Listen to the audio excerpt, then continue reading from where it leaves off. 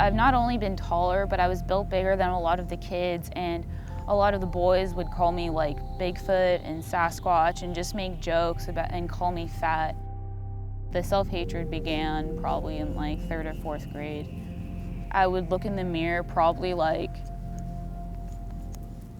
at least 30 times a day, just like body checking and seeing if I had lost any weight. Maybe if I lose a few pounds and the boys at school or even the girls won't make fun of me anymore, but some of the weight came off, but the dieting didn't work, and so that's why I heard one day that if you stuck your finger down your throat, then your food would come up, and I started doing that, and I just went downhill from there. I can't remember if I heard it in a magazine or on TV. I wish that I never would have heard it.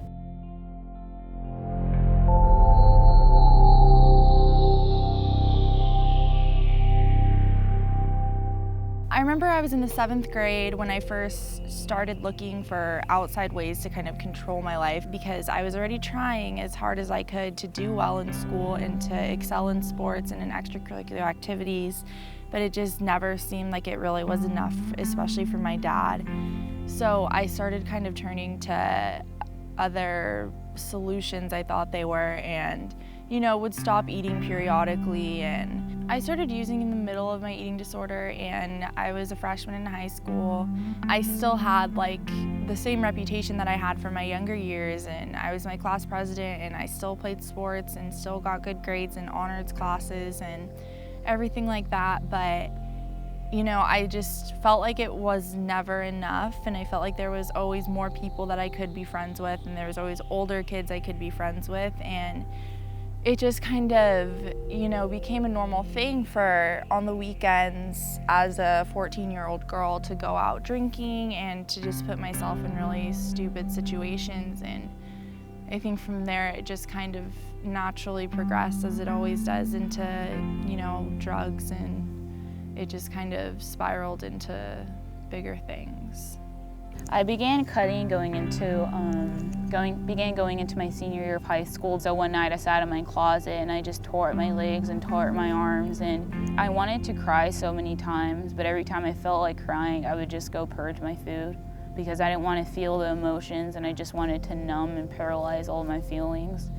And it came to a point where sometimes I would cry, but I didn't know why I was crying.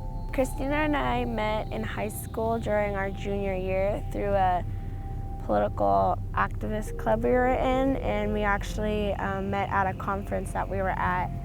I didn't know how serious the eating disorder and like the self-hatred was until one day we were planning to go to the beach, and I picked her up, and then she showed me, because the night before she cut her legs.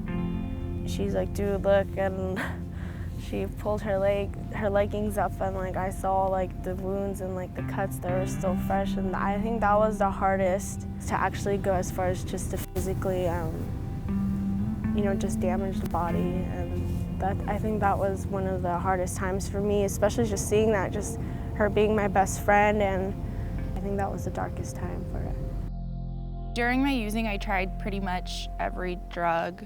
For me, it just became such a normal part of my life and such an everyday thing that my state of mind was very chaotic.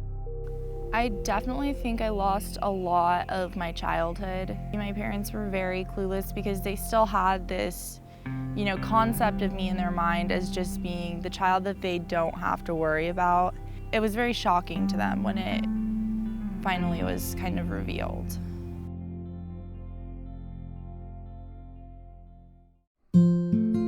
They drug tested me, and I came up for cocaine and Oxycontin. And that's when I came to the BMC program for the first time, and I was 16. If I had never gone to the BMC, I really don't think that I would probably even be alive. And if I was, I don't think that it would be a life worth living. The BMC is extremely important to our community, and it's not just a local importance. I mean, I have had young people from Nebraska, and some drive good distances, 3.5 hours a day. It's hard to imagine that many families in other areas don't have that resource, and that's unfortunately the truth today. Patients with eating disorders are very special individuals that desperately need help, and it is our responsibility to find ways to save them from this, because this is something that ultimately can result in a loss of life. One of my therapists once asked me, she said, that dash that's going to be on your gravestone between the year that you died and the year that you were born, what do you want that dash to say, and what do you want the quote on your gravestone to say? Do you want it to say that she was thin and that she was beautiful, or do you want it to say that she was a mother and she had children and she impacted lives and she changed the world? And it was at that point that I turned around and I said, I need to start impacting other people's lives, and I just need to start making a change in other people's lives, because I was living a life of emptiness that wasn't going to get me anywhere. The BMC is here to save lives, and with help from the community, we can save even more lives. I put in the extra work at the end of my senior year, and I managed to graduate, and I'm going to college now. I've had a job for the past 6 months, and that never would have been possible if I was still on drugs. I still go to the BMC today, but it's for a very different reason than from being a patient there. I've had the opportunity to kind of turn my experiences into something positive, and to be able to, be standing on the other side and offering help instead of being the one that needs to receive it. BMC is a place of safety, a place of healing, a place of honesty, and again, becoming whole. Today, I wake up in the morning and it's just a very simplistic and wholesome life.